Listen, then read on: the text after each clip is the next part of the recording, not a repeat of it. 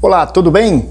Vamos então a mais uma videoaula de citologia. A gente continua falando aí do sistema endomembranar. Hoje vamos falar aí da síntese proteica, que é o processo pelo qual são produzidas as proteínas. Esse processo ocorre nos ribossomos, tanto das células procarióticas quanto eucarióticas. A síntese de proteínas é essencial para que ocorra a manutenção e o crescimento celular e ocorre em 3 etapas: iniciação da tradução, alongamento da cadeia polipeptídica e término da tradução. Como podemos ver nessa imagem aí, essas 3 etapas, nós temos do lado esquerdo o DNA, que é na transcrição, o RNA mensageiro e também a proteína, que já está lá no final na tradução. A síntese proteica é o processo de formação de proteínas. Esse processo é realizado por estruturas denominadas de ribossomos, presentes tanto em células procarióticas quanto eucarióticas. A molécula de DNA, que é o ácido desoxirribonucleico, estão contidas todas as informações genéticas do indivíduo. Assim, para que a síntese de uma determinada proteína seja realizada, é necessário que a região específica do DNA, onde está contida essa informação, seja decodificada. Nesse processo, ocorre a transcrição dos nucleotídeos dessa região em uma molécula de RNA, o ácido ribonucleico, que irá direcionar a síntese proteica em um processo denominado de tradução. A molécula de RNA que carregará essa informação até o local onde ocorrerá a síntese de proteínas é denominada de RNA mensageiro. Para que ocorra a síntese proteica, a informação genética fluirá do DNA para o RNA e em seguida para as proteínas.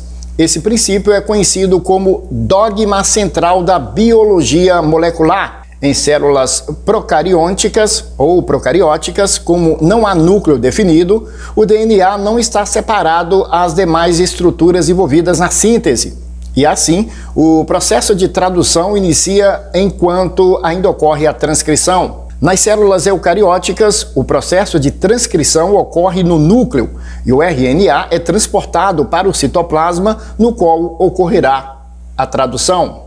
Agora, como ocorre a síntese proteica? A síntese proteica ocorrerá por meio de um processo de tradução, no qual a informação presente no RNA mensageiro, uma sequência aí de nucleotídeos, será traduzida numa sequência de aminoácidos, que dará origem a um polipeptídeo, proteína. Essa tradução é realizada pelo RNA transportador, o qual traduz cada série de códons, trincas de nucleotídeos, presente no RNA mensageiro em um aminoácido.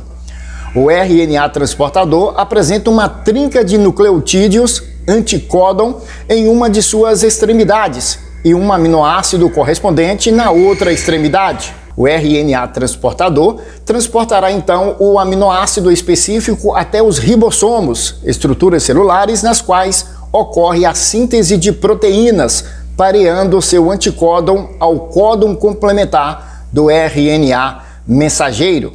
Como podemos ver aí nessa figura, nós temos aí do lado esquerdo a cadeia polipeptídica, que é a proteína, do lado direito, no RNA transportador, o aminoácido, no caso aí o aminoácido, nós temos ainda o RNA mensageiro e abaixo aí dele temos o códon. Na tradução, existem 2 métodos de reconhecimento entre as moléculas que garantem com que esse processo ocorra adequadamente. No primeiro método, o RNA transportador deve ligar-se ao aminoácido específico, que ele transportará ao ribossomo. Diferentes moléculas de RNA transportador podem codificar um mesmo aminoácido e a ligação entre elas é feita por meio da ação das enzimas denominadas de aminoacil RNAT transportador sintases. Existem cerca de 20 tipos diferentes dessas enzimas, sendo que cada uma adiciona uma combinação específica de aminoácido e RNA transportador. O segundo processo é o pareamento entre RNA transportador e o RNA mensageiro. Existem cerca de 45 moléculas de RNA transportador E essas são capazes de parear-se com diferentes códons do RNA mensageiro. Isso se deve à flexibilidade existente no pareamento da terceira base do códon, chamada de movimento de pêndulo, na qual a existência de um códon sinônimo, o qual apresenta uma diferença apenas na terceira base, permite a codificação de um mesmo aminoácido por diferentes códons. Os ribossomos são constituídos por duas subunidades, uma maior e uma menor, que se unirão na realização da síntese proteica ao RNA mensageiro e RNA transportador. Durante esse processo, o RNA mensageiro desloca-se pelo ribossomo, enquanto o RNA transportador traduz as suas sequências de nucleotídeos em aminoácidos. Quando se encontra um códon de término, uma trinca que indica o fim do processo de tradução, o ribossomo libera a proteína produzida e suas subunidades separam-se. Os ribossomos apresentam 3 sítios de ligação. O sítio P, em que a molécula de RNA transportador está ligada à cadeia polipeptídica que está sendo formada. O sítio A, em que está presente o RNA transportador, que carrega o próximo aminoácido a ser adicionado. E o sítio E, em que o RNA transportador, após deixar o aminoácido que será adicionado, sai do ribossomo. O processo de síntese nos ribossomos ocorrerá em 3 etapas. Vamos então a essas etapas. A primeira delas é a iniciação da tradução. Nessa etapa ocorre a união das subunidades do ribossomo com o RNA mensageiro e o RNA transportador, este trazendo o primeiro aminoácido da cadeia polipeptídica. Alongamento da cadeia polipeptídica é a segunda etapa. Durante essa etapa, os demais aminoácidos que compõem a cadeia polipeptídica são adicionados. O anticódon do RNA transportador pareia-se com o RNA mensageiro no sítio A. O RNA ribossômico catalisa a formação da ligação peptídica entre o novo aminoácido e a cadeia em formação. O polipeptídeo é separado do RNA transportador presente no sítio P e ligado ao aminoácido no RNA transportador do sítio A. O RNA transportador presente no sítio P é deslocado ao sítio E e retirado em seguida do ribossomo, enquanto o RNA transportador do sítio A é deslocado ao sítio P.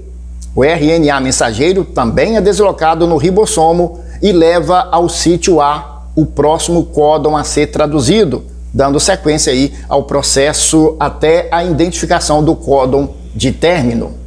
E a última etapa, que é o término da tradução. Após a identificação do códon de término, uma proteína chamada de fator do T, de novo.